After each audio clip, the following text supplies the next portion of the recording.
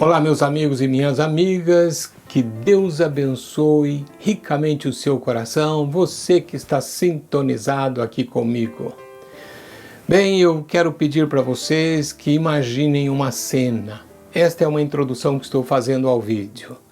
Imagine esta cena: Jesus está caminhando com os discípulos naquela trilha cheia de poeira e já está próximo ao horto do Getsemane. Dentro em pouco passaria pela humilhação e pela tortura. Mas continue imaginando aquele grupo caminhando. Em dado momento, o Senhor olha para eles e começa a falar-lhes sobre o amor. Pedro, sempre ele, se adianta e faz uma pergunta tipo aquela: eu quero mesmo é saber de outra coisa. O quê? O que ele desejava saber? A curiosidade picou você?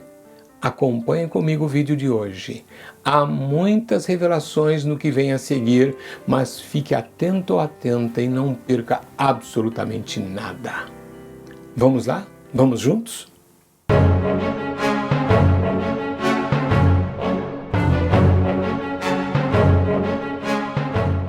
Bem, irmãos, eu tomo aqui João 13, 34 a 35. Preste atenção. Jesus está falando com o grupo dos seus discípulos. Novo mandamento vos dou, que vos ameis uns aos outros, assim como eu vos amei, que também vos ameis uns aos outros. Nisto conhecerão todos que sois meus discípulos, se tiverdes amor uns aos outros. Bem, Jesus seguiu ensinando aos discípulos acerca do amor que eles deveriam mostrar ao mundo. Porém, a essa altura, a mente de Pedro parece estar fechada. O amor aos outros, neste momento, não estava em seus pensamentos. Pedro fez duas perguntas. A inicial para clarificar algo, porém a segunda, nascida em seu coração, conforme vemos no versículo 36, foi esta: Senhor, para onde vais? Em sua primeira resposta, Jesus estimulou Pedro a fomentar sua verdadeira inquietação ainda no mesmo versículo. Para onde vou, não me pode seguir agora. Observe que Jesus estava falando a Pedro e continuou ainda no mesmo versículo. Mais tarde me seguirás. Esta afirmação manifestou a preocupação básica de Simão no verso seguinte: Senhor, por que não posso seguir-te agora? Observe que Pedro não disse: por que não podemos seguir-te agora? A pergunta revela que o seu coração não estava preocupado com o nós. Ao contrário, estava preocupado consigo mesmo. Desejava saber por que não poderia ir com o Senhor. Talvez raciocinasse: posso entender por que não desejas que os demais te sigam. Mas eu, Senhor, eu sou o Pedro. Sempre tenho estado ao teu lado. Sou o discípulo líder, sou parte do círculo íntimo. Nunca antes me detiveste. Me chamaste para estar contigo, não longe de ti, e isso é o que estou decidido a fazer pelo resto da minha vida. Bem, se foi isso que Pedro pensava, certamente ele não captou as palavras de Jesus. O que o Senhor expressou não era uma proibição, mas a verdade de que Pedro não teria, naquele momento, o poder e nem a capacidade de ir aonde Jesus iria. Para completar, penso que Pedro considerava que Jesus não fazia uma avaliação correta de seu nível de compromisso e de lealdade. Por isso, afirmou e prometeu ao Senhor logo a seguir a pergunta que havia feito: por ti darei a minha própria vida. Ao afirmar por ti, literalmente o que Pedro estava dizendo era: darei a minha vida em lugar da tua. Note que Pedro não disse morrerei contigo, como Tomé havia dito em João 11,16. Tampouco disse morrerei por causa de ti, como está escrito em Apocalipse capítulo 6, versículo 9, a respeito daqueles que foram mortos por causa do testemunho que sustentavam. Pedro não faz alarde que colocará sua vida junto com Cristo, a seu lado. Não, ele propõe pôr a sua própria vida para que Jesus não tenha que fazê-lo. Assim sendo, Pedro intentava redimir a Jesus da missão ordenada por Deus. Em Mateus capítulo 16, versículo 23, o Senhor repreendeu fortemente a Pedro, mas agora o Salvador respondeu de uma maneira diferente. Essa resposta deveria ter sido suficiente para calar a Pedro, posto que Jesus expôs a pura irracionalidade de sua tagarelice em forma de pergunta. Darás a vida por mim?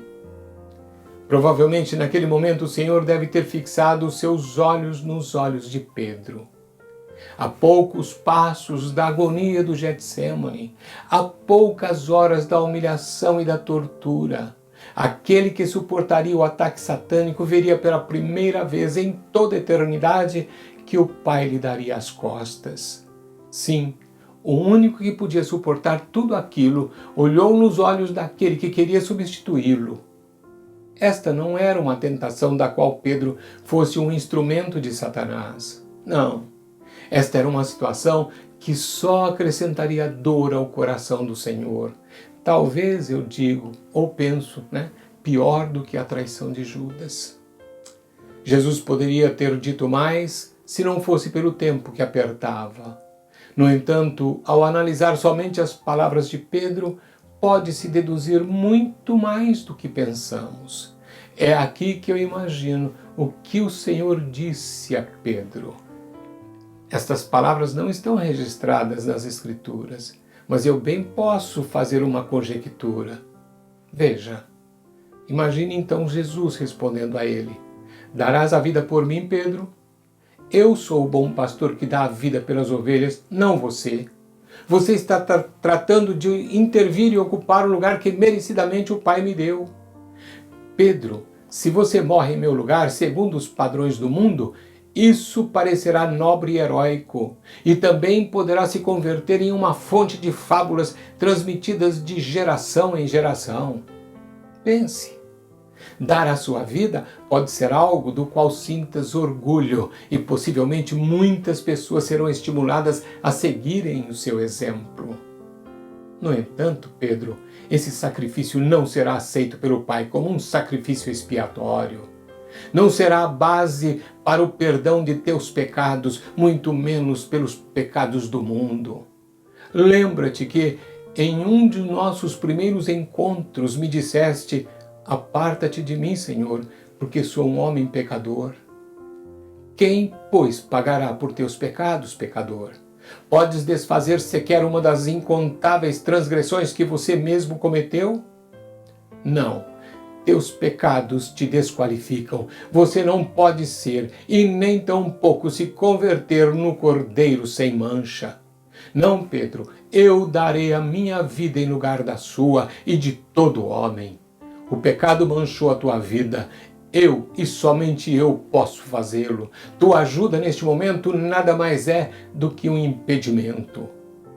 De fato, para mostrar a distância entre a minha capacidade e a tua completa incapacidade, antes que amanheça, 3 vezes negarás que sequer me conheces. Bem, irmãos, vou partindo para uma conclusão. Para encerrar, afirmo que o meu foco foi a pessoa de Jesus. Somente Ele é digno. Em Apocalipse capítulo 5, verso 9, nós lemos: Porque foste morto, e com teu sangue compraste para Deus os que procedem de toda tribo, língua, povo e nação. Aleluia! Este foi o resultado do sacrifício de Jesus. Pedro era bem intencionado, mas naquela época não conhecia os propósitos de Deus. O Pedro que vimos depois da ressurreição de Jesus, esse sim era um outro Pedro. Esse seguia conhecendo o seu Senhor e andando com Ele. Quantos entre nós são como Pedro de antes?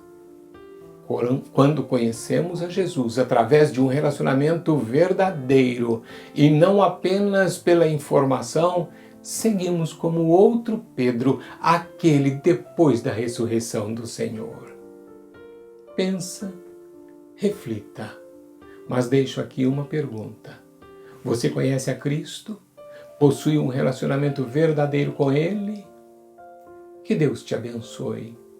E até o próximo Simplificando, se o Senhor assim o desejar. Até lá!